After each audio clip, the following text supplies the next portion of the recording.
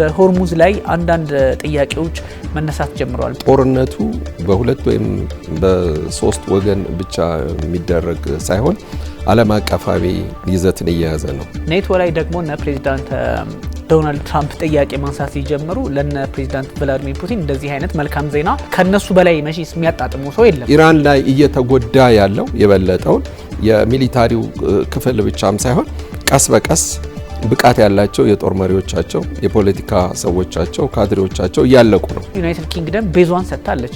አሜሪካ ከዛ የተነሳች ኢራን ላይ ጥቃት እንድትሰነዝር ኢራኖቹ ድርቅ ብለው እየተከራከሩ ያሉት የነበረው ነገር ምንድነው?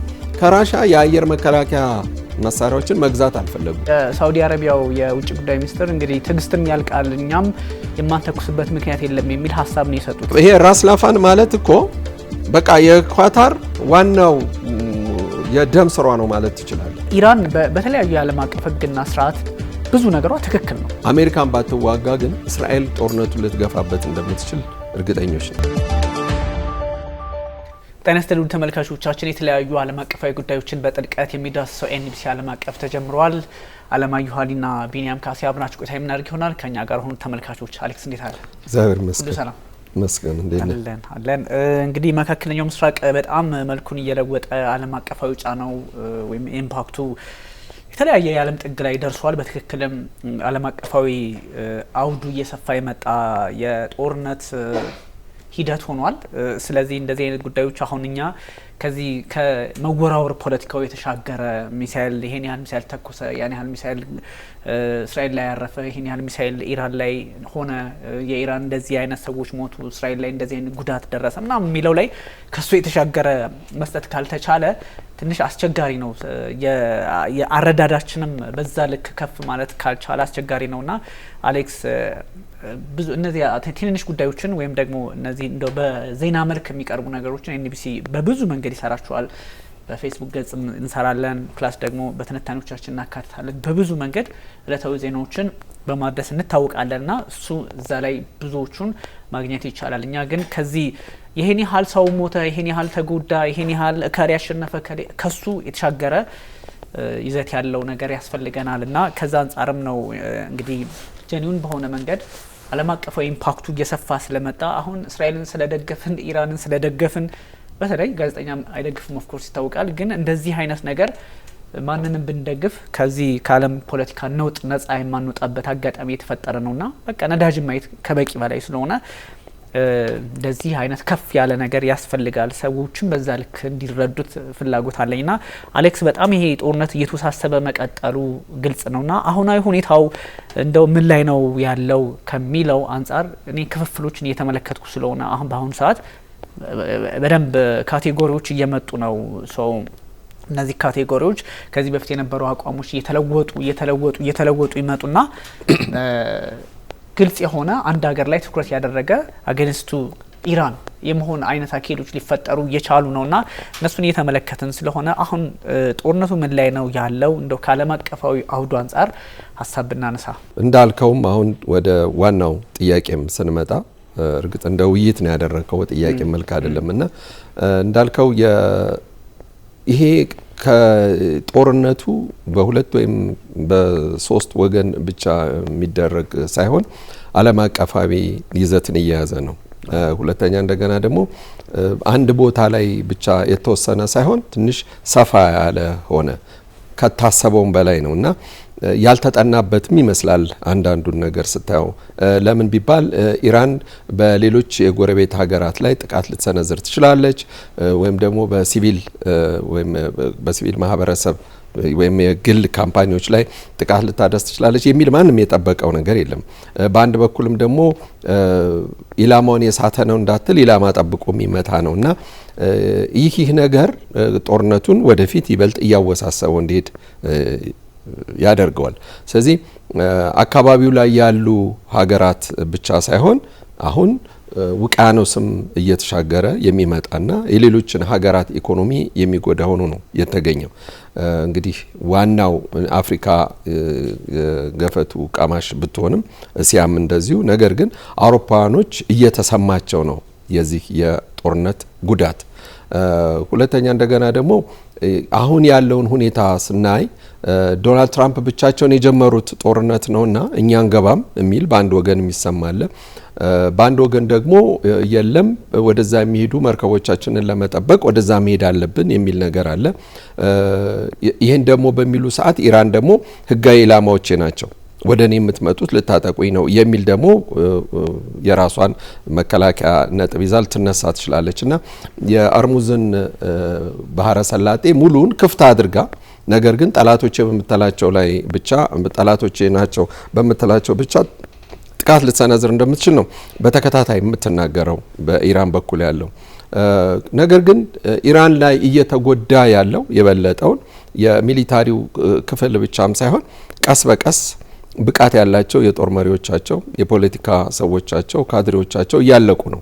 ይህ ቀላል ነገር የሚባል አይደለም እና ቀደም ሲሉ ከሱሌማን በኋላ ያለውን ነገር ስናየው ሰርጎ ገቦች አሉ፣ እነሱ እያጠቋቸው ነው። ስለዚህ ምናልባት በመሃላችን ያሉ ብዙ ሰላዮች ሊኖሩ ስለሚችሉ እንጠቃለን የሚለው ነገር ራሱ አንድ ብቻውን ፍረስትሬሽን ነው። ሁለተኛ ገና ደግሞ በጦር አመራሮች በኩል ወይም ደግሞ በጦር መኮንኖች መካከልም መተማመንስ ይኖራል ወይ? አሁን በቅርቡ ዋና የደህንነት ሚኒስትር ናቸው የተመቱት። እኚህ የደህንነት ሚኒስትር እንደምናየው ከሆነ ከዘገባውም ከራሳቸው የኢራን ዜና አገልግሎት የሚወጡት መረጃዎች የሚሉት ከሩሲያን በኩል የሚባለው ምንድነው? ሰውየው ርህራሄ የሌላቸው በጣም ከባድ ሰው፣ ማንንም የማያምኑ ነገር ግን በጣም አርቀው ነገሮችን የሚያዩ እና ለሀገራቸው ጥቅም የማይደራደሩ ሰው የነበሩ ናቸው እና በጣም ብዙ ሰላዮችን ያበቁ ናቸው እና እኚህ ሰው መመታት እና መጥፋት ያውም ከሌሎች ጋር አብሮ ተደምሮ መጥፋት የኢራን ላይ ያለውን ይዘት የውጊያ ብቃት ይቀንሰዋል እንጂ አይጨምረውም። ስለዚህ እስከ ምን ያህል ድረስ ነው የሄደውም ተብሎ ቢባልም ያላት ሮኬት እስከ ገሚሱ ኦሬዲ አልቋል ነው ብለው ምዕራባውያን ይህንን ነገር የሚዘግቡት። ስለዚህ በአንድም በኩል ኢራን ብቃት የሌላት ከእንግዲህ በኋላ ብቃት የሌላት ሀገር ወይም ደግሞ ልታሰጋ የማትችል አይነት ነገር አድርጋው ነው የተቀረጸችውና የተቀመጠችው ያለችው። ግን ስቲል አሁንም ቢሆን በዚህ በኒውክሊየሩ ኃይል ላይ ያላት እነሱ የሚሉት እንግዲህ ምንድነው እንግዲህ በሩሲያ ዘገባ መሰረት 460 ኪሎ ግራም አካባቢ ነው አለ የሚባለው እና ቢያንስ እስከ 10 ወይም እስከ 15 ድረስ የኒውክሊየር ሄድ መፍጠር የሚችል ነው ቢሰራ። እንግዲህ ካኒስተር ውስጥ ነው አስቀምጠው የሚሉትና እንዲያውም ዶናልድ ትራምፕ እኮ ከቭላዲሚር ፑቲን ጋር ተነጋግሯል በዚህ ጉዳይ። ስጋት ነው ብላችሁ ካላችሁ በአደራ እኛ ጋር ይቀመጥ የኒውክሊየር ኃይል ነው እሱ አሁን ያመረተችው።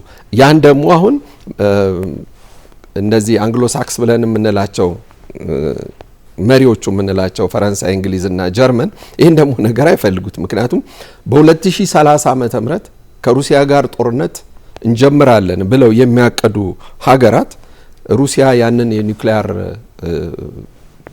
ፓርት ተቀብላ ባደራ ማስቀመጥ አትችልም። ምክንያቱም ከሷ ጋር ጦርነት እንከፍታለን ከ3 ከ4 አመት ብለው እያቀዱ ባለበት ሰዓት ማለት ነው።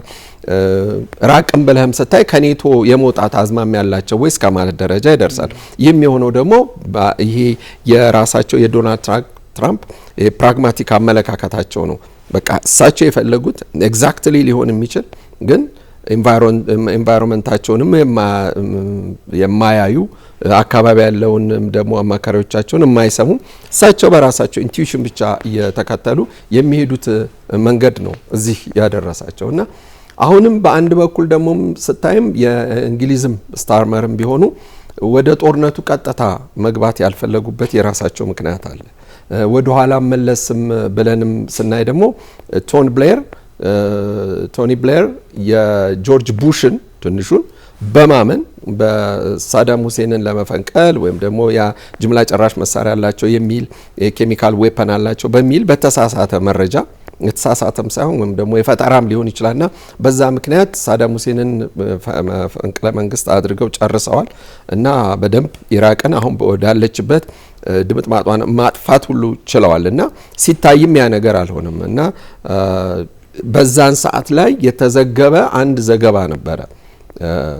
ጎርደን መሰሉኝ ጠቅላይ ሚኒስትር በሆኑ ሰዓት የጦርነቱ ሂደት ምን ይመስል ነበረ፣ ለምንድነው ጦርነት ውስጥ እኛ ልንገባ የቻልነው እና በዚህ አይነት መንገድ ኢራቅ እንዲህ ልትሆን የቻለችው የሚል ሲያስጠኑ ቺልኮት ነው የሚባለው አንድ ዶክመንት ነበር እና እዛ ላይ የነበረው ነገር ምንድነው ከፍተኛ ብርም ነው የወጣበት ይሄ ጉዳይ በአንድ አመት ውስጥ ይወጣል ተብሎ እስከ 7 አመት ፈጀም ነው የሚባለው እና እዛም ላይ የነበረው ነገር ምንድነው ቶኒ ብሌር በጣም ብዙ የእንግሊዝ ሰራዊትን አስጨርሰዋል።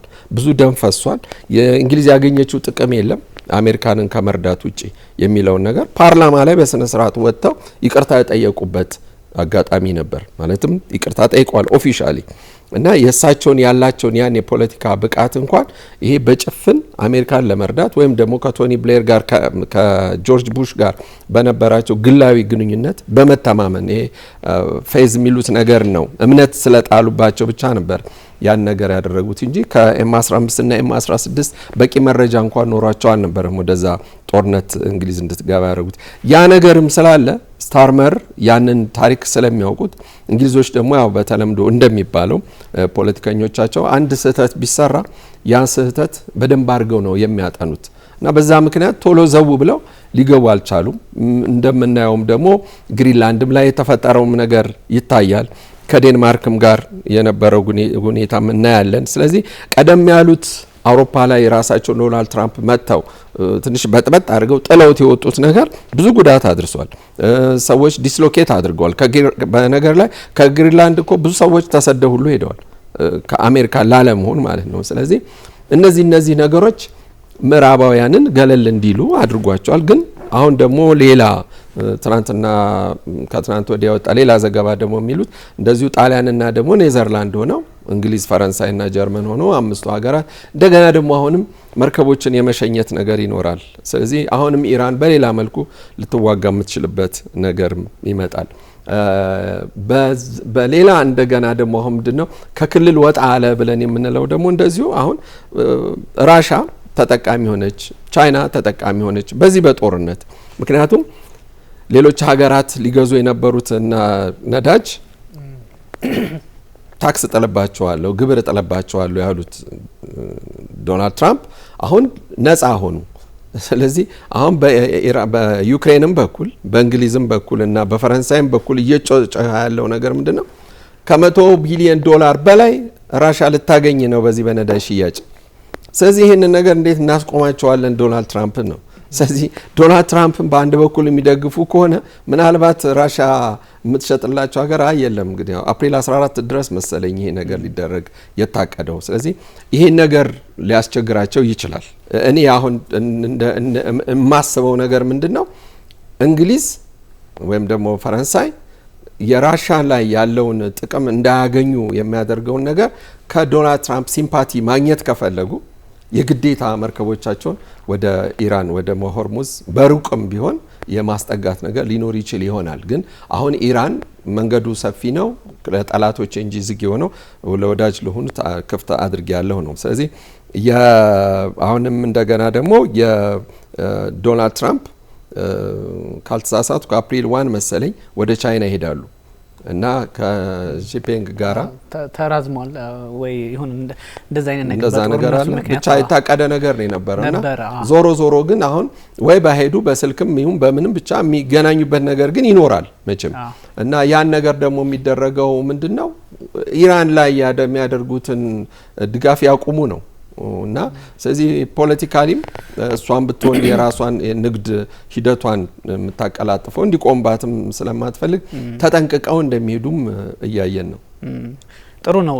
እንደዚህ አይነቱ ግንዛቤ ነው የሚያስፈልገው። ምክንያቱም አሁን ይሄ ትንሽ የተሻገረ ነው ከቀጠናዊ ጉዳዮች ዓለም አቀፋዊ ይዘቱ ቀደም ሲል እንደው በመግቢያችን ላይ እንዳነሳ ነውና ይሄ ግራ የገባው አይነት አሰላለፎችም ሊጎዳ ይችላል የምትለው ኃይል አት ሴም ታይም እየተጠቀመ በዛ ላይ ስትራቴጂክ አጋሮቹ ሲዳከሙ የማየት ለምሳሌ እነ ራሽያን ስትመለከታቸው ኢራን ጋር ስትራቴጂክ አጋር ናቸው። አት ሴም ታይም ደግሞ በዚህ ጦርነት ምክንያት ነዳጃቸውን መሸጥ ወደ ዓለም ፖለቲካ ድጋሚ የመመለስ ከአሜሪካ ጋር አብሮ የመስራትን እድል አገኙ።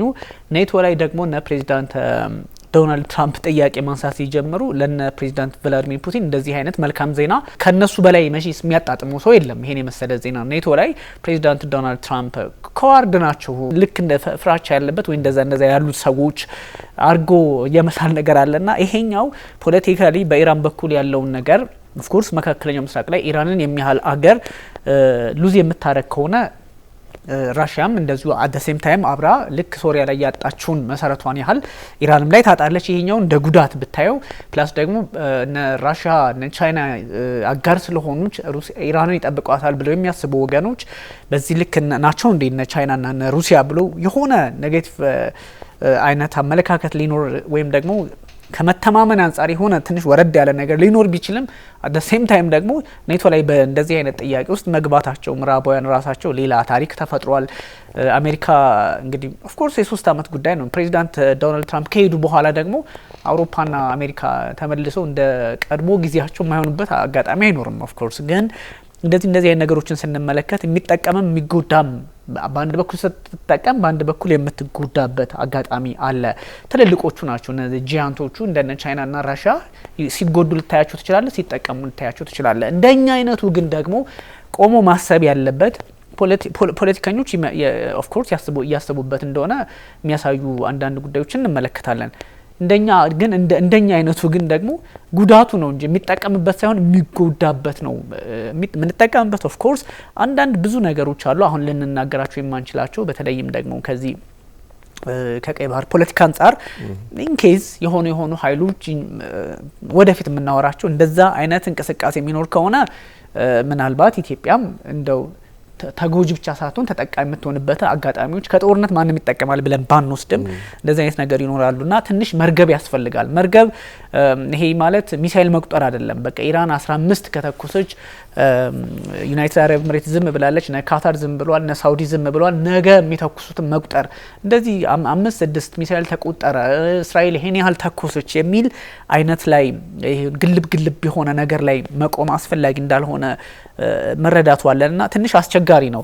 እንዳልከው አሌክስ በዚህ በሆርሙዝ ላይ አንዳንድ ጥያቄዎች መነሳት ጀምረዋል። በዛ ኢምፓክትድ ያልሆነ የለምና እንዳልከው ቀደም ያነሳቸው ሀገራት 6 ሀገራት ናቸው እንግዲህ ዩናይትድ ኪንግደም፣ ጀርመን እና ፈረንሳይን ሶስቱን እንኳን ብትወስድ በዚህ የሆርሙዝ ጉዳይ ላይ ለመጠበቅ ያላቸውን ፍላጎት ሆርሙዝ በሰላም እንዲያልፍ የመጠበቅ ፍላጎት እንዳላቸውና ኢራንን አውግዘዋል። በግልጽ ክሊርሊ አውግዘዋል። ይሄ ወዴት ነው የሚወስደው፣ ምን እያሰቡ ነው የሚለውንም ጥያቄ ውስጥ ያስገባዋል።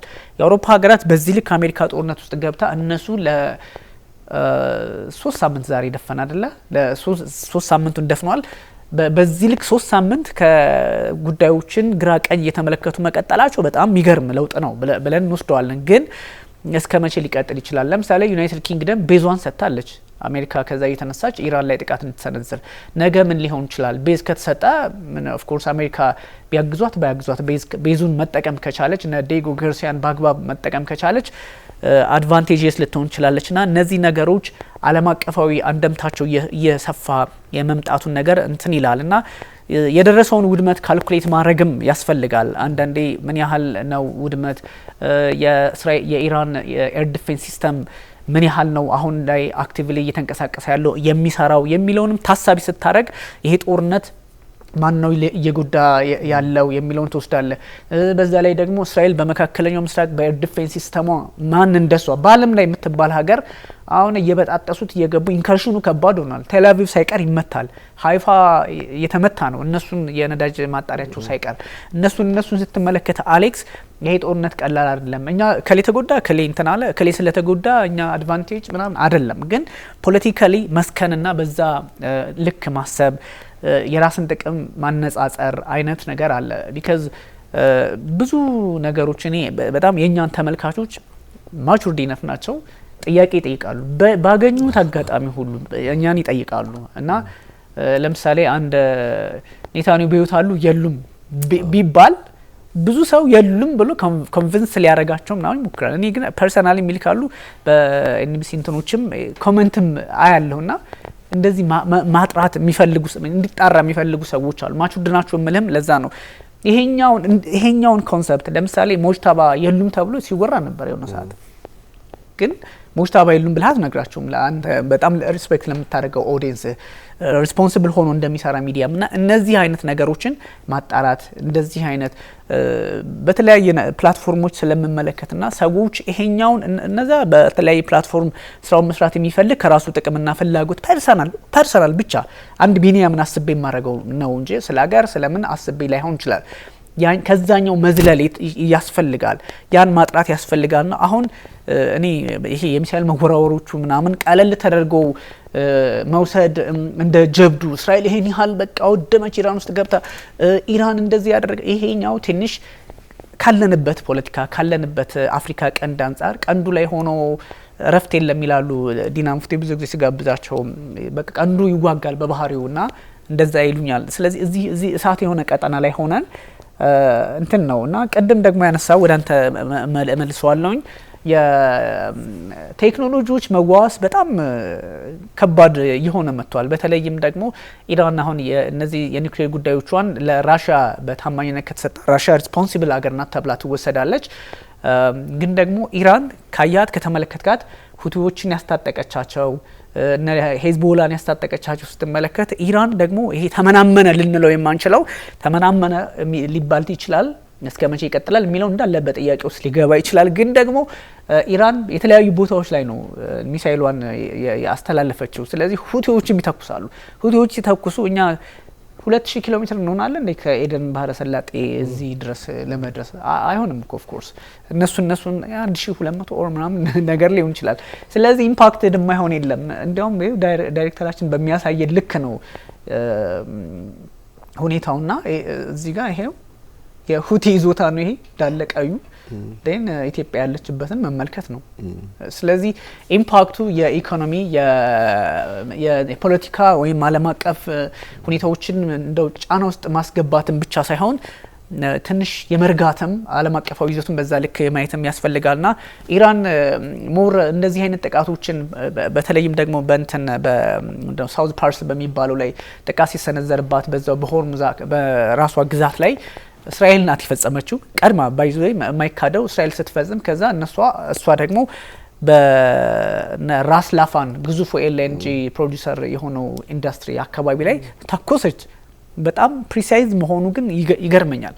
ለምሳሌ ሃይፋ ላይ የተመታው የነዳጅ ማጣሪያዋን ሲመቱባት እሷም የነዳጅ ማጣሪያ እና እንትኗ ይሄ ፕሪሳይዝ የመሆኗ ነገር እነማናሉ ከጀርባ የሚለውን ጥያቄ በደንብ አሁን እያጎላ ያመጣም ሆኗልና አሌክስ እንደዚህ አይነት ነገሮች አስቸጋሪ ናቸው። ምናልባት ኢራን ራሷን የመከላከል መብቷ ግልጽና ግልጽ ቀድማም አልተኩሰችም ተኩሶባት ነው የምታረገው ነገር ሁሉ እንደ አንድ ዝም ብለ የሆነ ኢትዮጵያዊ ናሽናሊስት ኢትዮጵያን ምን ባለው አለ አይደለ የሆነ በጣም እንደዛ ኢራን ውስጥም እንደዛ አይነት ባህሪ አለ። ስለዚህ ከዛ አንፃር ስትመለከተው ኢራን ራሷን የመከላከል የዓለም አቀፉ ቻርተር ያግዛታል፣ ሁሉም ያግዛታል፣ ኢራንነቷም እንደዛ ያግዛታል። ግን ይሄኛው ጉዳይ አሁን ገልፎቹ ጋር ዛም እዚህም ስትል ዲፕሎማቲካሊ ጫና ያመጣባታልና ብቻዋን የመቆም ነገር አይፈጥርባትም ወይ አሌክስ? ኦኬ ጉዳቱ እንትን እንዳያመዝን ወደዛ ከመሄድ በፊት የተወሰኑ ነገሮች ልጨምርልህ ብዬ ነው። እንዳልከው አሁን በኤአይ ሰው ሰራሽ እንትኑ አስተውሎት ነው የሚባለው በኤአይ ላይ በሚደረጉ ነገሮች ላይ ኢቭን የፕሬዝዳንት ነው የጠቅላይ ሚኒስትር ኔታንያሁ እንኳን ጣቶች 6 ጣት ነው 5 ጣት ነው አይነት ነገር እሳቸው ሳይናገሩ ግን እንደተናገሩ አድርገው ተቆጥሯል ተብሎ ይወራል። አሁን የሞት ወሬያቸው ምናምንና በዚህ ባሉባልታ ላይ የሆነው ነገር ብዙውን ጊዜ ይሄ ሀገራት እንዲዳከሙ የሚፈልጉበት ነገር አጋጣሚ አለና በተወሰነ መንገድ ሰዋዊ የሆነ ባህሪው አለ ጠላት ሲሸነፍ ማየት የሚባለውን ነገር ማለት ነው። ከዛ አንፃር ነው አሁን የምትለው ነገር ብዙውን ጊዜ የሚመነጨው። ከዚህ ውጪ ያው እውነት ነው ብሎ ሰውን ለማሳመን መሞከር ነው እንጂ ልክ ያልሆነው እና በዛ ላይ አሁን ምንድነው ሌላ ያየነው ነገር ጦር መሳሪያ አሁን እንዳልከው ፕሪሳይዝሊ ተኮሰች፣ አወደመች። እንግዲህ መጠቀም ያለን ከዚህ በፊትም የቻይናን የራሷን የሳተላይት ዳታ ተጠቅማለች። አሁንኛ ዋናው ነገራው ያ እንግዲህ ዞሮ ምንድነው ጂኦግራፊካል ፖዚሽኒንግ ሲስተም ነው መሰረቱ እና ያ ጂፒኤስ ምንም አይነት ሶፍትዌር ይጠቀም ምንም አይነት ሜተድ ብቻ በትክክል ፕሪሳይዝ በሆነ መንገድ ያንን ጥይት ወይም አረር ማሳረፍ መቻል የሚለው ነገር ነው። አሁን እዚህ ውስጥ በዚህ ጦርነቱ ተጠቃሚ ብለን ስንል ቀደም ስለ ነዳጁ ብቻ አይደለም እኔ ያስታወስኩት ምንድነው የጦር መሳሪያውስ አየ አሁን ኩፖል ምናምን የሚባሉትን ተጥሰው እየታለፉ ነው የራሻው የእንትን ግን የአየር መከላከያ በብዛት ያከሸፈ ነው ስለዚህ የጦር መሳሪያ ግዢ ውል ላይ በኋላ ጦርነቱ ካበቃ በኋላ ይሄን ነገር አምርተው አሁን የመጣልኝ ሐሳብ እሱ ነበርና ለካ እነሱ ይሄንን ነገር በማምረታቸው ሌላ እንደገና ደግሞ ተጨማሪ ጥቅም ነው የሚያገኙት ስለዚህ እዚህ ላይ አሁን በጣም ኢመርጅ እያደረገ ያለው ደግሞ ከራሻው የጦር መሳሪያ ማምረት ውጪ ደግሞ የቻይናው የጦር መሳሪያ የማምረቻ ኢንዱስትሪ በጣም ሰፊ ነው እንግዲህ አሁን በመጀመሪያ ደረጃ ጦር መሳሪያ በማምረት አንደኛ ማንች አሜሪካ ናት ሁለተኛ ሩሲያ ናት ከዛ ፈረንሳይ መሰለችኝ ቻይና እየተባለ እስራኤልም ከመጀመሪያዎቹ 6-7 ተርታ መሃል አንዷ ነች ይሄ ነው አንዱ ማለት ነው ስለዚህ የጦር መሳሪያ የተፈተሸበት በትክክለኛ የጦር ሜዳ ውሎ ላይ የትኛው ጦር መሳሪያ ነው እኛን ሊከላከል የሚችለው እጃቸውን ጠምዘዛ ሀገራትን ልታስገዛቸው አትችልም እንግዲህ የአሜሪካን የጦር ሰፈሮች የሚባሉት በገልፍ ሀገራት ላይ የደረሰባቸውን ጉዳት እያዩ ነው የተጎዱትም እነሱ ናቸው እንግዲህ እንዲያውም ባህሬንና የኳታሩ ናቸው ይበልጥ የሚያሳስባቸው ምናልባት የውሃ ማጣሪያዎቻችን ስፍራዎች ወድመው ቢሆን ምን አይነት ስጋት ውስጥ እንገባለን ይሄ ቀጥታ ባህሬንንም ሆነ እንትን ኳታርን ቀጥታ ከኢራን ጋር ጦርነት ውስጥ ያስገባታል ያ ደግሞ ለኢራን ደግሞ የበለጠ ትልቅ ጉዳት ነው ሊሆን የሚችለው እና እነዚህ ኢምፓክቶች ብለን ስንላቸው እነዚህ ነገሮች ናቸው የምናያቸው ሌላው አሌክስ ግን እዚህ ላይ የራሻውም ኤር ዲፌንስ ሲስተም እንዴት ነው አክቲቭነቱ ምንድነው መሰለህ ጥያቄ ውስጥ ገብቷል አይ ቀደም ብለው የነበሩት ምንድነው እንትኖች የኢራኖች የራሳችንን እንግዲህ እዛ ላይ አሁን እንዲህ አሁን ሰሞኑን እንደሚሉት ዋናዎቹ የጦር ተንታኞች የሚባሉት ሚሊታሪ አናሊስቶች የሚባሉ አሉ በጀነራል ደረጃ ያሉ ኬጂቢ ውስጥ ይሰሩ የነበሩት የነሱን ቃለ መጠይቆች እያየሁ ነበር ሰሞኑን እና እንዳሉት ኢራኖች በጣም ሪጂድ የሆነ አቋም አላቸው በቃ ሀገራቸው ባመረተችው ምርት መጠቀምን ይፈልጋሉ ለምን አሁንም ድጋሚ ዲፔንዳንት መሆን አይፈልጉም ጥገኛ መሆን አይፈልጉም ይህን ያህል ራሻ እነሱን እንዲየረዳቻቸው ከኒውክሊየር በቀር ማለት ነው ቴክኖሎጂን ያሳያቸዋል ግን የኒውክሊየር ነገሩን የማስተላለፍ ነገር ነገም በእነሱ ላይ ሊተኩሱ እንደሚችሉ ስለሚያውቁ መንግስት ያንን ነገር አይፈቅድላቸው ሚሊታሪውም አይፈቅድም ስለዚህ ኢራኖቹ ድርቅ ብለው እየተከራከሩ ያሉት የነበረው ነገር ምንድነው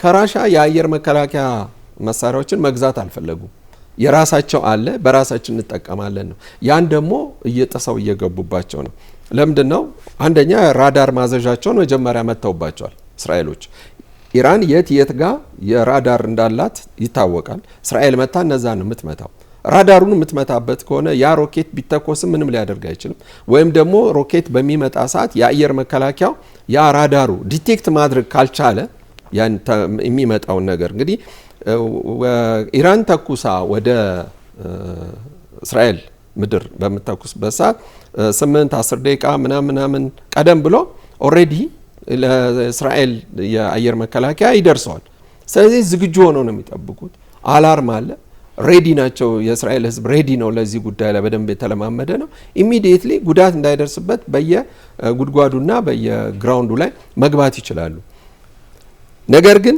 ኢራኖች ቀደም ሲል እየተዘጋጁበት አይደለም እና አሁን በቅርብ ነው የአየር መከላከያም እንኳን የገዙት ከራሻ ስቲል አሁንም ቢሆን የሚቀራት አለ በዩክሬን ጦርነት ላይ ብዙዎቹ ጄኔራሎች ኮምፕሌን ያደርጉበት የነበረ ነው በጣም ብዙ ወታደሮች የሞቱበትም በኤር ዲፌንሳችን ምክንያት ነው ሁለተኛ እንደገና ደግሞ ኢቭን መገናኛ እንኳን የሞቶሮላንና ኖኪያን ሶኒን ነው የሚጠቀሙት በአሁን ሰዓት ይህን ነገር ወደ ኋላ ማድረጋቸው ያዝናሉ ሌላው ቀርቶ እንኳን እኮ የራሻው አፈጉባኤ በአንድ ወቅት ምንድነው ያለችው ምንድነው ያሉት ይህን ያህል ብረት አምርተን ለዓለም ህዝብ እናቀርባለን አሉ የምስማር ፋብሪካ ግን የለንም አሉ በጣም ነው የሚገርም አይደለም ብረት አላት ይሄ ነገር ምንድነው የምትገዛው ነገር አለ ለራስህ ለክፉ ጊዜ ብለህ የምታስበው። አሁን ጀርመን ጋር ስትሄድ እንግሊዝ ጋር ስትሄድ እንዲህ አይነት ስህተቶች አይሰሩም። ተጠንቅቀውበት ነው እንደዚህ 2030 ላይ እኮ ከራሻ ጋር ጦርነት እንገጥማለን ሲሉ የተዘጋጁበት ነገር ስላለ ነው እንጂ እንዲሁ ዝም ብለው በከሽ አይደለም። ምናልባት ሩሲያ ኒውክሊያሯን ተማምና ሊሆን ይችላል እንዲህ እንትን የምትለው ግን ስቲል አሁንም ቢሆን የዚህ የሚሊታሪ አክቲቪቲው እየጨመረ መጥቷል። ወደ ዋናው ጥያቄም ስንመጣ አሁንም ምንድነው የገልፍ ካንትሪስ ሊያሳስባቸው የሚችለው ነገር በዚህ አምስቱ ብለን ቀደም በጠራናቸው እንግሊዝ፣ ፈረንሳይ፣ ጀርመን እና ጣሊያን ብለን ያለን ኔዘርላንድ ተካታለች በዚህ ዝርዝር ውስጥ እና ኔዘርላንድን ስናይ የኔዘርላንድ ህዝብ ልክ የኢትዮጵያ ህዝብ 80% ነው አርሶ አደር ነው ብለን አይደለም እንደምናስበው ከ70 እስከ 80% የሚሆነው ደግሞ የሆላንድ ህዝብ የኔዘርላንድ ህዝብ የሚተዳደረው በንግድ ነው። ገና በ17 በ16 ምናምን እኮ ራሻ የራሻው ንጉስ ፒዮትር ፈርስት የሚባለው ፒዮትር ፔርቪ የሚባለው ሆላንድ አገር ሄዶ እንኳን ነው የመርከብ ስራን የለመደው የተማረው እና በኋላም እንዲህ መርከብ ልትሰራ ያበቃቸው ሩሲያ ማለት ነው። ስለዚህ ከጥንትም ጀምሮ በባህር ላይ በውቅያኖስ ላይ የሚደረግ የንግድ ልውውጥ ነው ያላት ኔዘርላንድ። ስለዚህ ከማንኛውም የአውሮፓ ህዝብ ይበልጡን የምትጎዳው ኔዘርላንድ ስለሆነች ጥቅሟም የሚነካው እሷ ስለሆነ ስለዚህ ከኢራንም ጋር ወይም ደግሞ ወደ እስያም ላይ ደግሞ ሊያዛውራት የሚችል ያን አካባቢ ደህንነት ትፈልጋለች። ምክንያቱም ኔዘርላንድ ዋናው ንግዷ ነው ኢኮኖሚያን የሚይዝላት። ፈረንሳይ ላይም ጀርመንም ላይም አበባም እንኳን የኛን ሀገር እኮ አበባ ገዝታ ለጀርመንና ለፈረንሳይ የምታቀርብ ሆላንድ ነች። ምክንያቱም እዛው የራሷ ኦክሽን ሴንተር ስላላት ማለት ነው። ዓለም አቀፍ የሆኑ ነገሮችን ነው እሷ የምትሰራው። ስለዚህ ይበልጥ የሀገሯ ኢኮኖሚ እንዳይጎዳባት ወደዛ የማትሄድበት ምክንያት የለም። ለአሜሪካን ደህንነት ወይም ፎር ሴክ ኦፍ አሜሪካ ብላ ሳይሆን ለራሷ ደህንነት ለራሷ ኢኮኖሚ ብላ ነው የምትጓዘው። ስለዚህ የአውሮፓውያኖቹ በተለይም ጣሊያንና ኔዘርላንድ ኒውትራል ሆነው ወደ መግባታቸው የማይቀር ነው።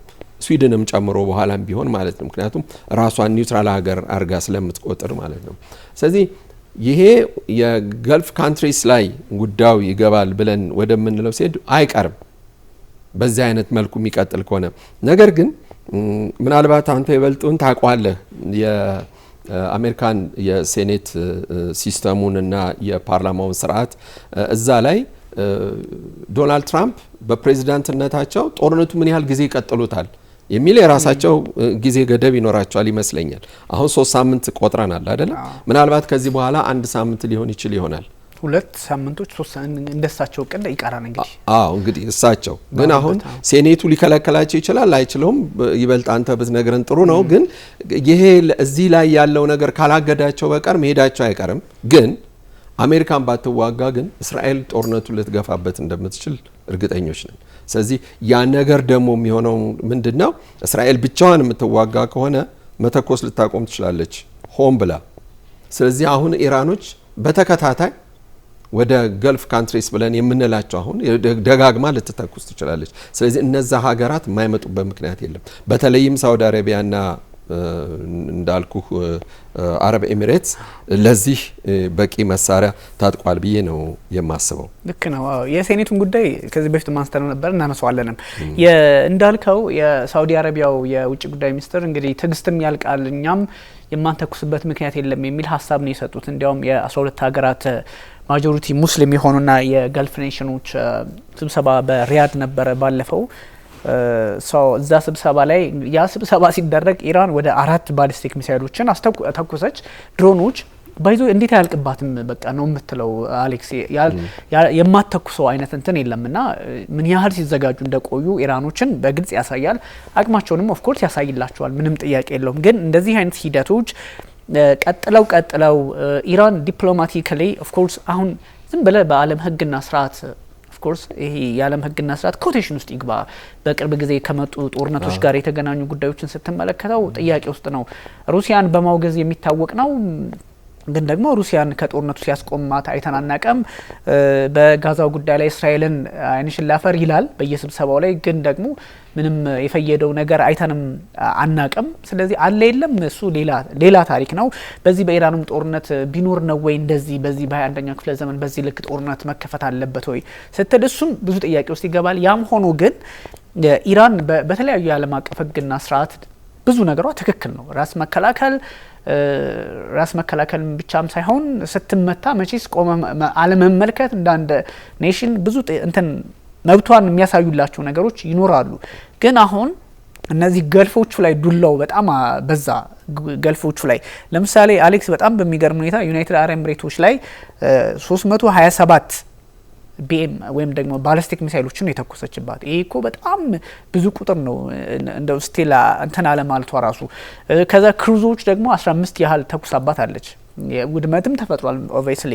ድሮን 1699 ነው እኛ እስከገባንበት ድረስ ነው እንጂ እስካሁንም ተኳኩሰው ሊሆን ይችላል። እና ይሄን ስትመለከት እነዚህ ሀገራት እስከመቼ ነው እንትን የሚሉት የሚል ጥያቄ ያስነሳል። ቢካዝ የራስ ላፋን መመታት እኮ የ17 በመቶ ካፓሲቲዋን ኳታርን ይሄ ራስ ላፋን የሚባለው ትልቅ የኤልኤንጂ የተጣራ ተፈጥሮ ጋዝ እሱን ማምረቻ ነው እና ዓለም ላይ ግዙፍ ነው። ስለዚህ ብዙ እንቅስቃሴ የሚደረግ እንኳን ራሱ መልሶ ለማምጣት ከ3 እስከ 5 አመታት ይፈጅብናል ብለዋል። 17 በመቶ እንግዲህ አቅም ተዳከመ ማለት በአመት 20 ቢሊዮን የአሜሪካ ዶላር ሉስ ታደርጋለች ካታር ነው። ስለዚህ ይሄ ካታር የፈለገ ለዘብተኛ ብትሆን የፈለገ ፖለቲካውን እንትን ለማለት እንደው ከወንድማማችነት አንጻር ለማየት ብትሞክርም አያስኬድም። እንዲያውም እኛ አንፈልገውም እንጂ ብዙ ጊዜ እንደዚህ አይነት የሴክት አይነት ነገሮችን ምንድነው ያሉት አይ ቲንክ የኢነርጂ ሚኒስትሩ ኦር ሰምቲንግ ነገር ናቸው። እሳቸው በዚህ በረመዳን የጾም ሰዓት ላይ ከወንድም አገር እንደዚህ የከፋ ጥቃት ይደርስብናል ብለን አስበነው አናቅም በሚል ኢራንን አየህ አሁን ብዙ ሰዎች በተወሰነ መጠን ኢራንና ገልፎቹ ላይ ትስስር ይኖራል ብለን የምናስበውን ነገር እየናዱት መጡ። ስለዚህ እስከ ምንድን ነው የሚቀጥለው የሚለው ጥያቄ ያስነሳል። ስለዚህ አሁን ካታርኩ ይሄ ምንድነው ሚሊተሪ አታሼ ነው የሚባሉት እነሱ በ24 ሰዓታት እንዲወጡልኝ ብላለች። ከዶሃ ወጥተው ኢራን እንዲገቡ ብላለች። ከዚህ በኋላ የብሔራዊ ጥቅም ስጋት ናት ብላ አውጃለች ወይም ደግሞ ፈርጃታለች። እነዚህ ነገሮች ለኢራን መልካም ውጤት ይዘው አይመጡም። ምክንያቱም ሳውዲም እንደዛ ካለች፣ አረብ ኤምሬቶችም እንደዛ ካለች በእርግጠኝነት እነዚህ 3 ሀገራት አረብ ኤምሬቶች፣ ሳውዲና ካታር በተወሰነ መጠን የመግባባት ጉዳዮች ላይ ገብተዋል። ሰው ምንድነው የሚሆነው ነገ ከነገ ወዲያ የሚለው ጥያቄ ውስጥ ያስገባል። ይህ ሲባል ግን እነሱ ላይ መምታት እኔ ኢራን እንዴት ትኩረት ማድረግ እንደፈለገች ባላቀም ምናቀው ጥቅሞቿ የአሜሪካና የእስራኤል ጥቅሞች አሉ ብላ ባሰበችባቸው ቦታዎች ላይ ነው ጥቃት መሰነዝረው ብላ ትወስዳለች። ግን የአረብ ማንነቶችም ላይ የማተኮር አይነት አካሄድ አለው። ምክንያቱም እነ ቱርክን የመሰሉ ሀገራት አይ ኔቨር እኛ አንፈልግም እነሱ ጋር እኛ አንጣላም አጋሮች ናቸው የሚል ሀሳብ ነው የሰጡት ሞጅታባ ሳይቀሩና እነዚህ ነገሮች ትንሽ ባክፋየር እንዲያደርጉባት ስጋት አለኝ። ፕላስ ግን ይሄ ሲባል የኢራን ስህተት ምናምን ማለት አይደለም። አንደኛ ሳውዲ አረቢያ ውስጥ የሚገኝ የአሜሪካን ቤዝ መምታት ምንም ማድረግ አይቻልም። አንደኛ ራሷንም የመቷት ነው። ከዚህም እየተነሱ ምንም ማድረግ አይችልም። ይሄን የማድረግ መብት አለ። ግን ፖለቲካሊ አንደኛ ይውላ አሌክስ ይሄ ሳውዝ ፓርስ የሚባለው ኢራን ውስጥ የተመታው ቦታ ወይም ደግሞ የነዳጅ ቦታ ቀድማ የመታችው ኢራን እስራኤል ነች። ኦብቪየስሊ እስራኤል ስትመታ ከዛ ይሄ ሀርግ ነው። ከዛም በኋላ ምንድነው የተደረገው? ወደ የትኛው አቅጣጫ ነው የሄደችው? ቅድም ያነሳ ነው ራስ ላፋን ወደሚባለው ከዛ ባብ ነው ምናምን የሚባል የዩናይትድ አረብ ሁሉንም አነደደችው ኢራን። ስለዚህ አንደኛ እስራኤል ቀድማ የመታችበትን ነገር ስትመለከት ኢራን እንዴት ቆም ብላ ማስተባል አልቻለችም? እነዚህ ሀገራት ሲገፉ ከኔ ጋር ሊቆሙ ይችላሉ የሚል የፖለቲካ አመለካከት ኖሯትም ሊሆን ይችላል እስራኤል። ከዛ አንጻር ትንሽ ገልፎቹ ላይ ዱላ ማብዛቷ ፖለቲካሊ ግፊቶች እንዲበዙባት ያደርጋል። ይሄን ያሉት ራሳቸው የሳውዲ አረቢያ የውጭ ጉዳይ ሚኒስትር፣ የካታር የኢነርጂ ሰዎችና የዩናይትድ አረብ ኤምሬቶች እንትኖች ናቸውና እንትና እስራኤል ያን ያጸፋዊ ምላሽ ወይም አሲሜትሪካል የሆነውን ልትመታ የቻለችበትም በእነዚህ በራስ ላፋ ኢንዱስትሪያል ከተሞች ምናምን ብቻም አይደለም። ራሷም ኤርፖርቷ አካባቢ ላይ በጣም ከፍተኛ የሆነ ውድመት ስለደረሰባቸው ነው። ስለዚህ በጣም ፈጣን ነው። ሁለተኛ እንደገና ደግሞ አሜሪካን ራሷ ያ ስፍራ እንዲመታ የምትፈልግ አይመስለኝም ብለዋል ትራምፕ እንዳይታወቅም። ምክንያቱም በኋላ ላይ ምናልባት በሌላው ጥያቄ ውስጥ አብረን ልናየው እንችላለን። ምክንያቱም ያ የተመታው ስፍራን ደግሞ የእግረኛ ጦር ሊገባበት ይችላል አይችልም የሚለው ሌላ ውይይት ቢኖረንም ሰፋ ያለ ጉዳይ ነው እና ግን ይሄ አጸፋዊ ምላሽ ብለን የምንለው አሲሜትሪካል የምንለውን ነገር እስራኤል ያንን በማድረጓ ይሄ በኢራን ወታደሮች ላይ ከፍተኛ ድንጋጤ ይፈጥራል። ምክንያቱም አሁንም ቢሆን ኢራንን 20 ዓመትና 30 ዓመት ወደ ኋላ ላይ ያደርጋት ይችላል። ምክንያቱም ከፍተኛ የሆነ የነዳጅ ማውጫ ስፍራዋ ስለሆነ ማለት ነው። ስለዚህ ነው ይህ መመታት ምናልባትም የአሜሪካንም ፍላጎትም ይሁን ወይም የእስራኤል ፍላጎት ብለን ባንልም ወይም ጀጅ ማድረግ ባንችልም ብቻ ግን እነዚህ የገልፍ ካንትሪስ ብለን የምንላቸው ወደዱም ጣሉም ወደ ጦርነቱ የሚመጡበት ጊዜ ቅርብ ነው እየሆነ የሚመጣው። በዚህ አይነት መልኩ የሚቀጥል ከሆነ ግን ስቲል አሁንም ቢሆን በቻይናም በኩል በራሻም በኩል የራሷም ወገኖች አሉ። ዱባይ ውስጥም ኳታርም ውስጥም ዶሃም የትም ሳውዲ አረቢያም ጨምሮ ማለት ነው። ኢራኖች በከፍተኛ ሀብት ያላቸው ሀብታሞች የሚባሉ በጣም ብዙ ትልልቅ ድርጅቶች አሏቸው። እነዚህ ኮኦርዲኔሽን ሊሰጡ ይችላሉ። ማን የት ጋር እንዳለ ይታወቃል። ጸጉረ ልውጥ ሰው የት ጋር ሊኖር እንደሚችል ይታወቃል። እና የመጀመሪያውን ዱባይ ላይ የነበረውን ተኩስ ሊተኮስ የቻለበት ዋናው የሲአይኤ ማዘዣ ማዕከል እዛ ቦታ ነው ተብሎ ስለታሰበ ነው። በእርግጥም ብዙ ተጎድተዋል እዛ ስፍራ ላይ ማለት ነው። እና እነዚህ አሁን ራስ ታኑራና ይሄ ራስ ላፋን ማለት እኮ በቃ የኳታር ዋናው የደም ስሯ ነው ማለት ትችላለህ። እዚህ ቦታ ላይ በጣም ከፍተኛ የሆነ ኢንቨስትመንት ያለበት የተለያዩ ሀገራት ኢንቨስተሮች መጥተው የሚሰሩበት ስፍራ ነው። እንግዲህ ኳታርና አረብ ኤሚሬትስ ደግሞ የሚታወቁት በፎሪን ዳይሬክት ኢንቨስትመንት እንደሆነ እናውቃለን። ስለዚህ ኢኮኖሚያቸው በዛ ነው ያለውና ከፍተኛ የሆነ ኢኮኖሚ ውድመት ነው የሚደርስባቸው። በወዲያኛውም ሳምንት በያዝነውም ሳምንት ታስታውስ እንደሆነ የኳታሩ የውጭ ጉዳይ ሚኒስቴር ናቸው ይህን ጉዳይ በዲፕሎማሲ ችግሩን እንፍታ ወደ ማለት የደረሱት ተመተውም እንኳን ማለት ነው። ስቲል አሁንም ቢሆን ይሄ ትዕግስት ነው፣ ፍርሃት አይደለም። አሁን ለአረብ ኤሚሬትስም ይሁን ለኳታርም ቢሆን ራሳቸውን የሚከላከሉበት በቂ ምክንያት ይኖራቸዋል። ስለዚህ እነሱ እስከተመቱ ድረስ የበለጠ ኢራን ላይ ሌሎች ጉዳቶች ሊያመጡ እንደሚችሉ እነዚህ ከእንትኖች ማፖቹ እንትን ብለው የጋልፍ ኦፍ ኦማን ላይ ያለው የኦይል ታንከር ኤምኬዲ እና ከዛ ደግሞ የጀበል አል ፖርት እዚህ ጋር ያለው የዩናይትድ አረብ ኤምሬት የኦማን የዩናይትድ አረብ ኤምሬት የካታር ራስ ይሄ ቅድም ላፋን የሚባለው ከዛ ደግሞ እዛ ሄደና ራስ ታኑራ የሚባለው የሳውዲ አረቢያው ስትመለከት እነዚህም ኢራን ያለችበት ማፖ አለ አይደለ? ሁሉም የመመታት እድላቸው የሰፋ ስትራቴጂካሊ በጣም ለኢራን በተመቸ ሁኔታ ነው ያሉት። ኤር ዲፌንስ ሲስተማቸው ያለው እዚህ አካባቢ ነውና ኦፍ ኮርስ ውድመቱ ከባድ ሊሆንባቸው ይችላል። እንግዲህ ቀደም ሲል ባለው በሰላሙ ጊዜ ኮክ በዚህ ስፍራ በቀን ውስጥ ከ145 ያላነሱ መርከቦች የሚተላለፉበት ስፍራ ነው ይህ ስፍራ። አሁን ግን ከ10 አይበልጡም በቀን የሚተላለፉ።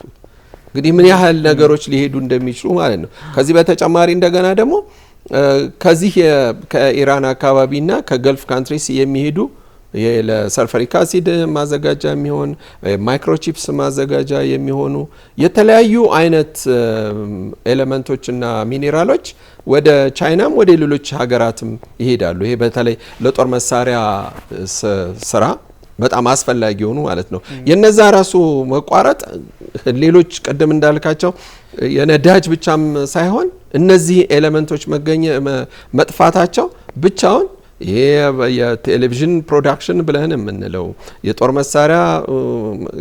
መሳሪያ ለማምረት የሚያስፈልገው ምንድነው ለኦቶሞቲቭ ኢንዱስትሪ የሚሆነው ለአቪዬሽን ኢንዱስትሪ የሚሆነው በጣም ብዙ የማይነካካው የኢኮኖሚ ጉዳት የለም። ልክ ነው አሌክስ። እነዚህ ነገሮች ኢራንን በራሷ ጫና ውስጥ ሊያስገባ ይችላል ከሚለው አንጻር እየተመለከትን ነውና የጦርነቱ ዳፋው ዓለም ላይ ያለውን የነዳጅ ገበያውን እንደምታየው እስከ $200 በባረል ሊሆን እንደሚችል ነው እንግዲህ የሙጅታባም ብለውታል። የአንድ ከፍተኛ የኢራን ባለስልጣን እስከ $200 ሊደርስ ይችላል ያሉት ይሄ ነውና እነዚህ ነገሮች ትንሽ የፖለቲካ ለውጥ ባይዘይ አሜሪካ በዚህ ጦርነት ላይ እስከ መጨረሻው የመቀጠሏ ነገርም ጥያቄ ውስጥ የሚገባባቸው አንዳንድ አጋጣሚዎችን እየተመለከትን ነውና ብዙ ነገሮቹ ስጋት ያለባቸው ናቸው። ምክንያቱም አሜሪካ ኦፍ ኮርስ ፕሬዚዳንት ዶናልድ ትራምፕ የሚሰጡትን ሀሳብ መከተል አንችልም። ዛሬ የሆነ ነገር ካሉ ነገ የሆነ ነገር እንደሚሉ ይታወቃል። አረ ሴኮንድም ይሄ ትሩ ሶሻል ሚዲያቸው በጣም ውሳኔያቸውን ከአእምሯቸው ጋር አገናኝቶታል። በቃ የሚያስቡትን ነገር ቶሎ ለመጻፍ ጊዜም እንዲወስዱ እያረጋቸው አይመስልምና የራሳቸው ትሩ ሶሻል ሚዲያ ላይ የሚጽፉት ነገር አስጊ ነው። ለምሳሌ ቆም ብሎ የማሰብ ነገሮች እንዳሉ አንዳንድ ሁኔታዎችን ትንታኔዎችን እየተመለከትን ነበረ። አሜሪካ ከዚህ ጦርነት ኪዩት ልታረግ ትችላለች፣ ልትወጣ ትችላለች የሚል ሀሳብ ስትመለከት እንደውም ጀሩሳሌም ፖስት አንድ ወዳጃችን ልኮልኝ እያነበብኩት ነበረ። ወዳጃችን ስል በጣም ፖለቲካሊ ጉዳዩን ጥንቅቅ አድርጎ የሚያቅሰው ነው። ባይዘይ ከንተንም ጎን የማይሆን ግን ለሀቅ ማውራት ያለባቸው የሚል የሚታችና ትክክለኛ ግንዛቤም ያለው ሰው ነውና አሜሪካ ልትወጣ ትችላለች ቀድማ ከዚህ እና ትንታኔያቸው ደግሞ ወርዝ ያደርጋል። ብዙ ነገሮች ከስር እየተመለከትኩ ነበረ። ልትወጣ የምትችልባቸው ብዙ ምክንያቶች አሏት። ግን አሜሪካ አላኩሳ ልትወጣ ትችላለች ነው ጥያቄው። ለምሳሌ አሁን አሜሪካ እዚህ ጦርነት ብትቀጥልም እዚህ ላይ ብትቆምም እስራኤል ከቀጠለች ምንድነው የሚሆነው?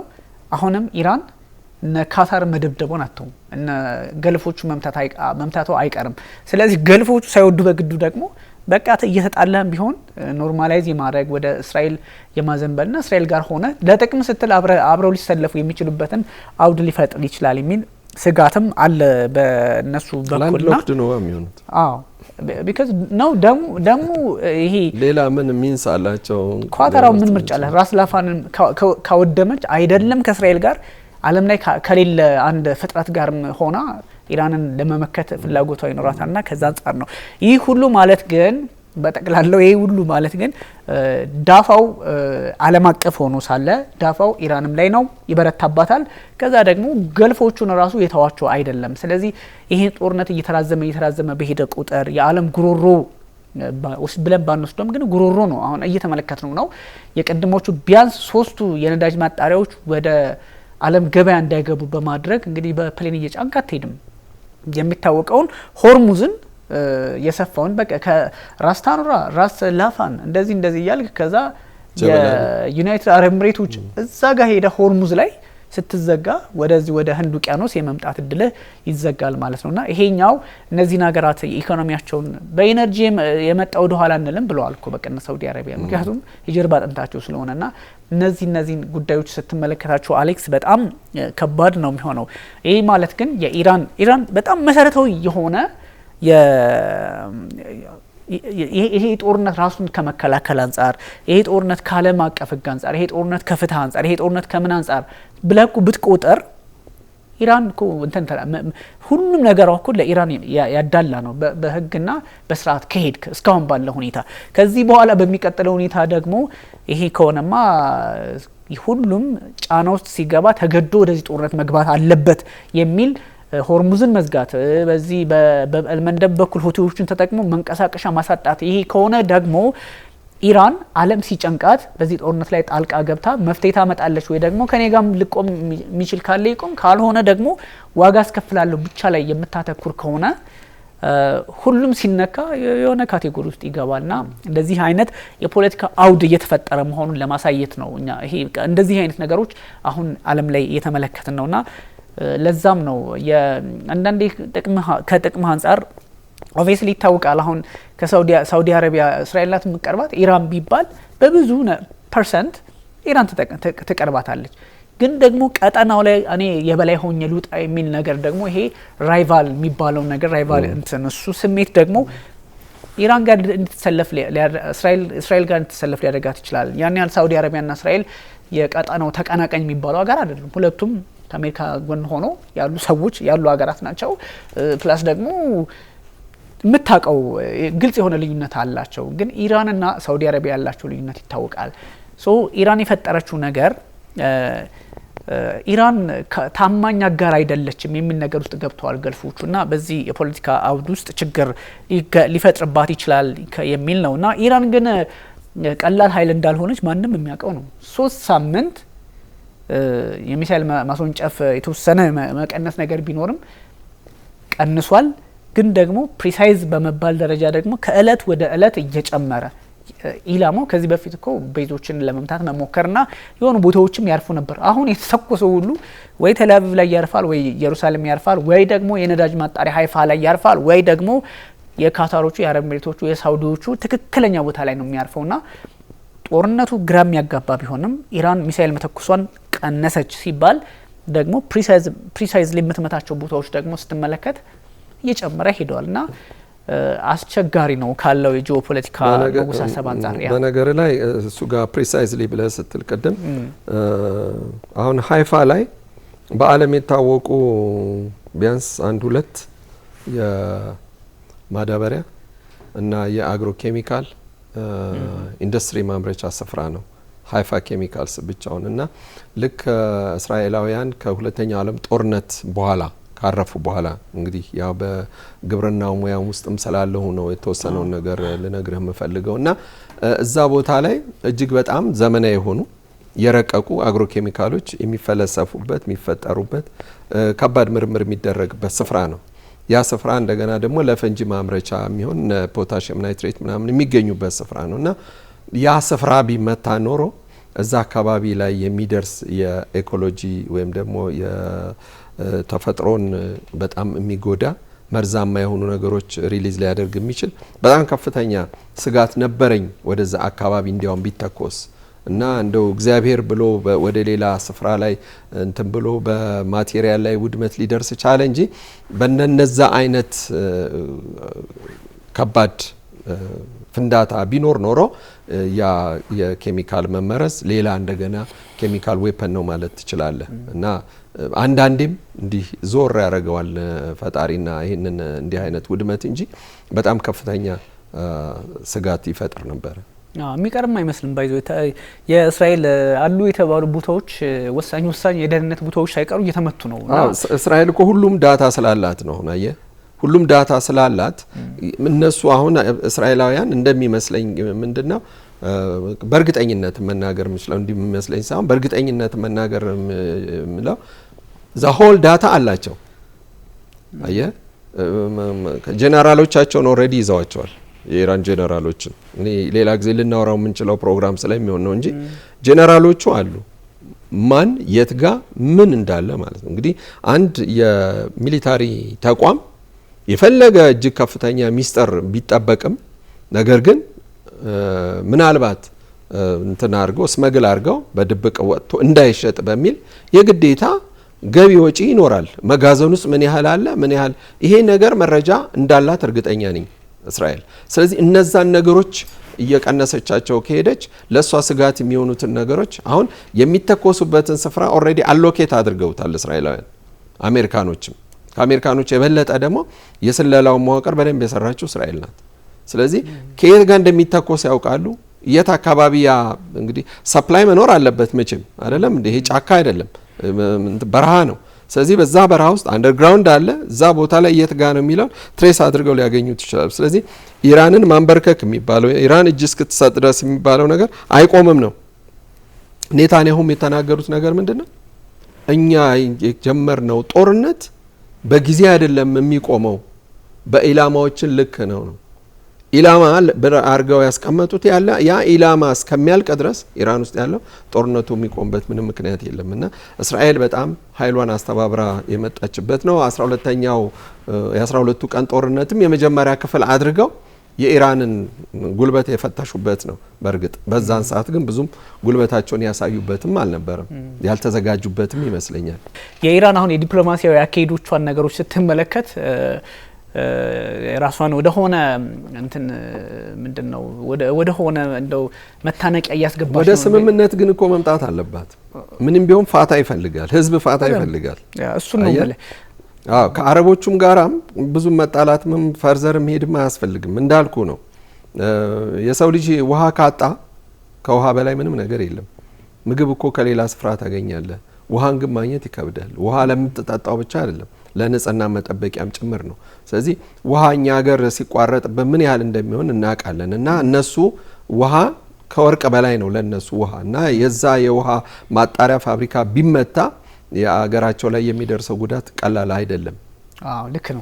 የዚህ እሱ ነው አሁን ይሄ ዲፕሎማቲካሊ ወይም ደግሞ ይሄ አሊያንስ ከመፍጠር አንጻር ኢራን አሊያንስን የምትይዝበት መንገድ በአግሬሲቭ ወይም I'm sorry for the word እንትን ይሄ በመምታት በማጥቃት ብቻ ከሆነ ትንሽ ልትገፋ ትችላለች። ሩሲያንም እኮ ብዙ እየገፉ ነው፣ ግን ከኢራን በኩል እንደዚህ ፖዚቲቭ የሆነ እንትን አላገኙም እንጂ የነዚሁ የኳታር በተለይ የአረብ ኤሚሬትስ መሪ ቢን ዛይድ ከቭላዲሚር ፑቲን ጋር ያላቸው ግንኙነት እጅግ በጣም የከበረ ወዳጅነት እንዳላቸው ይታወቃልና በዛ ምክንያት ሩሲያም በራሷ መንገድ ኢራንን ለመሸምገል እየሞከረች ነው ውስጥ ለውስጥ። ግን የኢራን ቢተኝነት ነው በብዛት እየታየበት ያለውና እዚህ ጋር በዲፕሎማሲውን ሚና ቻይናና ራሻ ሊጫወቱ ይችላሉ። ግን ሞር የኢራን እምቢተኝነት ትንሽ አይሏል። ምክንያቱም አንድም የአያቶላ ሆሚኒ ሞት ብቻውን ከፍተኛ ጉዳት አድርሶባቸዋል። እነዛ 118 በፊት ሞቱ የሚባሉ ህጻናት በኋላ ቁጥራቸው 50 ጨምሮ ተጎድቶ የነበሩት ወደ 68 ደርሷል የሚባለው። በነገር ላይ ስለ እነዛ ህጻናት ምንም ነገር እንዲነሳ አይፈለግም። በመንግስት ደረጃ ተከልክሏል። ሀዘኑ በጣም የሰፋ እንዳይሆን ምሬቱ በጣም እንዳይጨምር በሚል በዝምታ አለ አይደለም። በቃ ይሄ ሞተ ተከበረ አይነት ነገር ነው። ለምን የህፃናት ሞት በኢራን ባህል በጣም ከፍተኛ ጉዳት ነው ይባላልና አዋቂ ቢሞት ይሻላል ህፃናት ገደለ የተባለ እንደውም አይምሩትም ይበጣጥሱታል ነው የሚባለው። ሰው ህፃን ልጅ ገሎ አመለጠ ይባል ወይም እስር ቤት ውስጥ ቢገኝ ለፍርድ እስከሚቀርብ ድረስ እንኳን አያቆዩትም ያን ሰው የሚባል ነገር ይሄ በባህላቸው የመጣ ነገር ነውና ይበልጥ ኢራን እሺ ብላ ወደ ዲፕሎማሲው መሄድ ፋታን ሊሰጣት ይችላል። ደሞም በጦር ሜዳ ህግም ብዙም ጊዜም የሚያስፈልገው ያ ይመስለኛል። ይሄን ደግሞ አሜሪካኖችም እስራኤሎችም አያጡትም። በአንድ በኩል አሁን የአሜሪካን ስትመለከታቸው እና ቤሰንት የሚባሉት የትሬጀሪ ሚኒስትሩ ማዕቀብ እንዲነሳላቸው ፈልገዋል። እንደዚህ አይነት አዝማሚያ ያላቸው ምክንያቱም ዓለም አቀፍ ጫናው የነዳጅ ግልጽ እየሆነ ስለመጣ አንደኛው እሱን ትመለከታለ። በእነዚህ ኩባንያዎች ላይ ማዕቀብ የማንሳት ፍላጎት አለ ኢራን ላይ በዚህ የውጥረት ሰዓት። ስለዚህ እሷም አላት እኮ ሌቨሬጅ ጥሩ የሆነ በዛ ላይ ደግሞ ይሄ ቅድም ያነሳነው ሳውዘርን ፓርስና በባሉ ቦታ ላይ እሱ ላይ ድጋሚ እስራኤል ጥቃት እንዳስተነዘር ፕሬዚዳንት ዶናልድ ትራምፕም ተናግረዋል። ኔታንያሁም ወጥተው አረጋግጠዋል። ይሄን ስትመለከት ኦኬ አሜሪካ የሆነ ነገር ውስጥ እየገባች ነው፣ ይሄን ጦርነት እስከመቼም ልትቀጥለው ትችል ይሆን ምናምን የሚል ጥያቄ ታነሳለ። አት ዘ ሴም ታይም ደግሞ እስራኤል ይሄን ጦርነት ሌሎችን አሜሪካ እንኳን በሆነ አጋጣሚ ልትወጣ ብትችልም ሌሎቹ ገብተው እዚሁ ተለኩሰው እንዲቀሩ የመፈለግ ቀድማ የሆኑ ነገሮችን መንካት ከዛ እስራኤል ደግሞ ኢራን ደግሞ ወደ ጎረቤቶቿ የምትተኩስበት መንገድ ስትመለከት በሌ አሜሪካ እንኳን ባትኖር በሌሎች ኃይሎች ይህ ጦርነት እንዲቀጥል የማድረግ ሁኔታዎች አሉና አስቸጋሪ ነው። ይሄ ማለት ኢራን በደንብ ያላትን በጣም ይሄ ፓትሪዮት የሆነ ነገሯን በደንብ ነው ለሚያሳየችው። በሚገባ ለ3 ሳምንት ያህል በደንብ ተታኩሳለች። ከዚህ በኋላ ለሚቀጥሉት ነገሮች ይቀጥላል አይቀጥልም የሚለው የኢራንን አቅም እስካሁን አልገመገምንም። እስካሁን ባለው ሁኔታ አልገመገምንም ማለት እነ ሙሳድ ይሄን ያህል አላት ይሄን ያህል በሚሉት ላይ ብቻ የቆመ እንዳልሆነ ያስታውቃልና የምትተኩሳቸው የሆነ ነገር ስታረጋት እሷም የምትተኩሰው አት ዘ ሴም ታይም የመታሃት ቦታ ላይ ነው የምትመታው። ልክ የገደለ ይገደለ አይነት ነገር ሪፋይነሪ እንትኖች ሲመቱ እሷም እዛው ላይ ነው ጥቃት የምትሰነዝረው። የጦር ቤዝ ሲመታባት የጦር ቤዝ ላይ ነው እና ይሄ ሁሉ ጫናዎችን ተቋቁማ እስካሁን መቀጠሏ በቃ ኢራን ይሄን ጦርነት አሸነፈች ምናምን የሚለው እንቶ በድርድር ከቋጨች በእርግጥም አሸናፊዋ እሷ ነች። ምክንያቱም የተቋቋመችው የተሸከመችው ኃይሎች የእስራኤልና የአሜሪካን ነው። በተለይ ደግሞ የአሜሪካ ጦር ምን ያህል ሂውጅ እንደሆነ ይታወቃል ዓለም ላይ። ይህን ተቋቁማ እስራኤል ኢራን የሀገረ መንግስቷን ጉዳይ ማሻገር ከቻለች በምንም ጉዳይ ቢጠናቀቅ አሸናፊ ብለህ ልትወስዳት ትችላለህ ካለው ጫና ዓለም ካላት ግንዛቤ አንጻርና ይሄ በቃ አንተናቸው እስካሁን የሄዱበት መንገድ በቃ ሀገራቸው ዲፌንድ ለማድረግ የጣሩበትን መንገድ ኦፍ ኮርስ ያጧቸው ጀነራሎች እና አያቶላ አሊ ኻሜኒ ቀላል ተደርገው ባይወሰዱም ምን ያህል ተጎድታለች የሚለው እንዳለ ሆኖ ግን በዚህ ልክ ደግሞ ይሄን ሁሉ አተህ ይሄን ሁሉ አራ አሌክስ በጣም ከባድ ነው።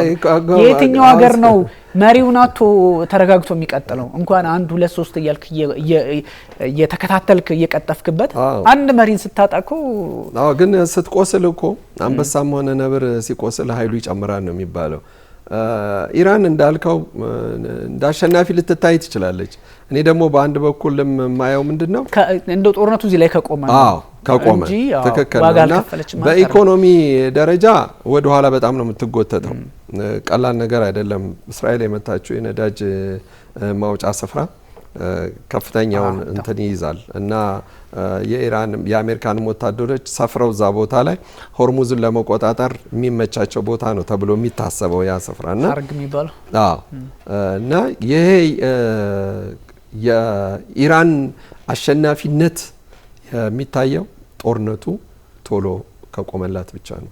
ጦርነቱ ግን ኢቭን በእስራኤል ብቻ እና በኢራን ብቻ ቢሆን ኢራን አቅሟን ልታሟጠጥ ትችላለች። ምክንያቱም የማይቆም ነው የሚሆነው። ለምን የኢራን የእስራኤል የስለላዋ መረጃ በጣም ልክ እንደ መሳሪያው እንደምንለው ፕሪሳይስ እየሆነ ይሄዳል።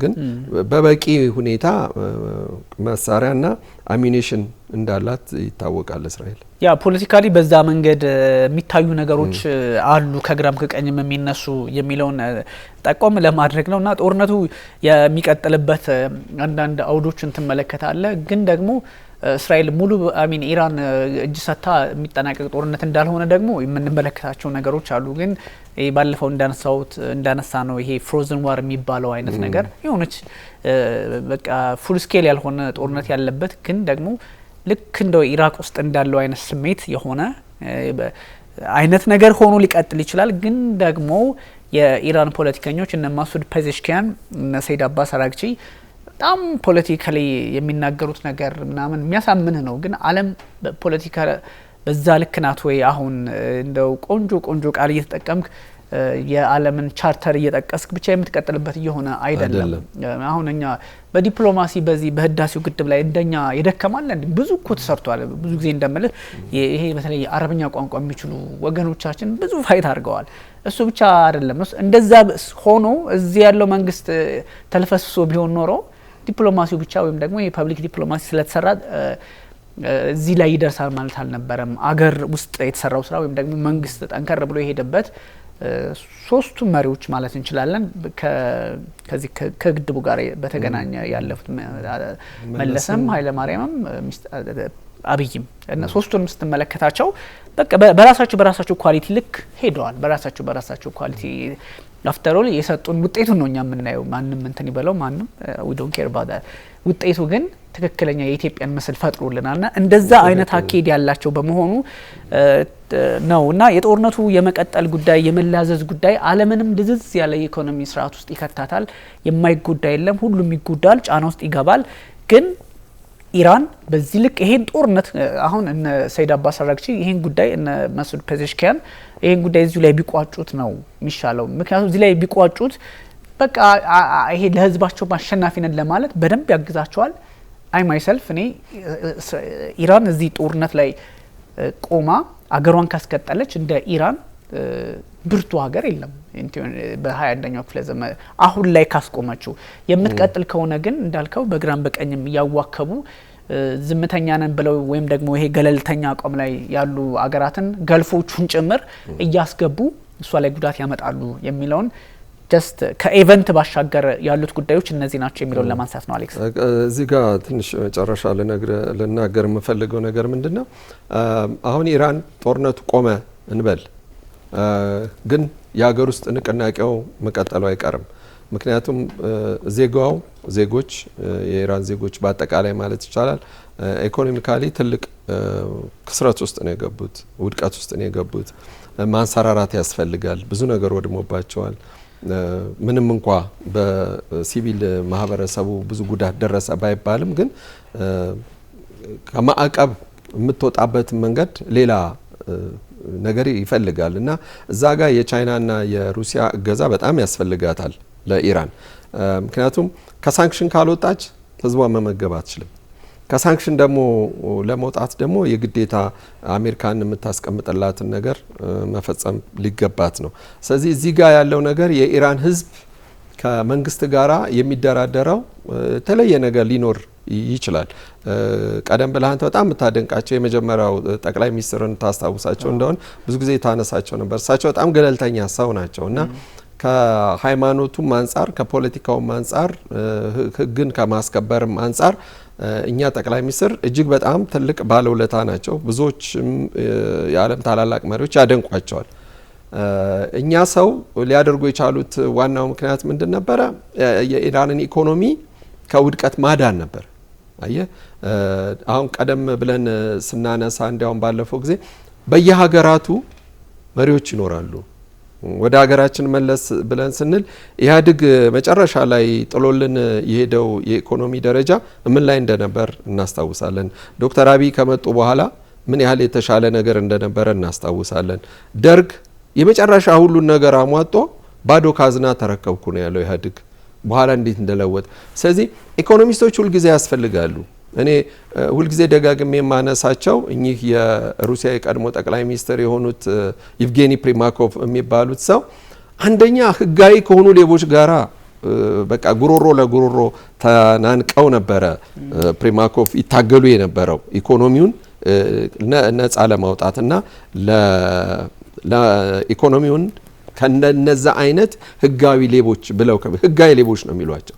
ምክንያቱም የመንግስትን ባለስልጣናት ከለላ በማድረግ ከማፊያም በላይ ናቸው ህጋዊ ሌቦች ብለው ሲሏቸው እና ያንን ኢኮኖሚ የወደቀውን በ1990 በኋላ ያገኙትን 93 ላይ የነበረውን ከፍተኛ ውድቀት በተባበሩት መንግስታትና በቀይ መስቀል ድርጅት ህዝቡን እስከ መመገብ ደረጃ ድረስ የደረሰ የዘቀጠውን ስፍራ እኛ ኢኮኖሚስት ናቸው ፕሪማኮቭ የሀገሪቱን ኢኮኖሚ አሻሽለው 20% ድረስ ማምጣት ማለት በዛን ሰዓት በቢሊየን የሚቆጠር ዶላር ነው እንዲያተርፉ የቻሉት።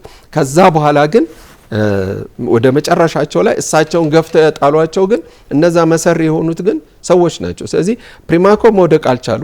የአረቡንም ስፍራ ያውቁታል። አውሮፓውያንም ከአሜሪካንም ጋር የነበሩትን በዛን ሰዓት መሪዎችም ያውቃሉ።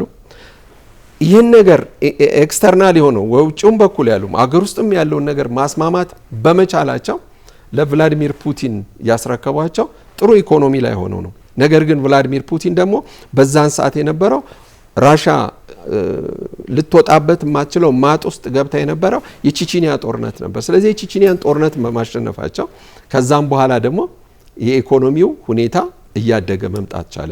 ስለዚህ ኢራን ውስጥ በሳል የሆነ መሪ አሁንም በፕሬዝዳንት ደረጃ እና አርጋቺም ቢሆኑ ቀላል የሚባሉ ሰዎች አይደሉም። ስለዚህ ቀደም ብሎ የነበረውን የፖለቲካ ስርዓታቸው ለውጠው ህዝባቸውን ሊያስደስት የሚችል ወይም ደግሞ ከምዕራባውያኑም ጋራ ሊያለሳልስና ኢኮኖሚያውን ሊያስተካክል የሚችል አመራር እስካልመጣ ድረስ መልሳ ኢራን አዘቅት ውስጥ ነው የምትገባው። ስልጡን ጦርነት ነው መመዶኒ ብዙ ጊዜ አስበዋል። 3 ሳምንት ነው ኤር ቱ ኤር ነው በአብዛኛው ውጊያቸው 2000 ሰው አልሞተም እስካለን መረጃ 1200 በላይ ነው። ከእንደው ከሶስቱ ከአሜሪካም ከእስራኤልም ከኢራንም ብትወስድ 2000 ሰው አልሞተም። ስልጡን ጦርነት የኢራንና ኢራቅ ጦርነት መሳ ለመሳ ሆኖ 250 ሺህ ሰው ነው ያለቀው በ8 አመቱ። ኤቭሪዌር ብትሄድ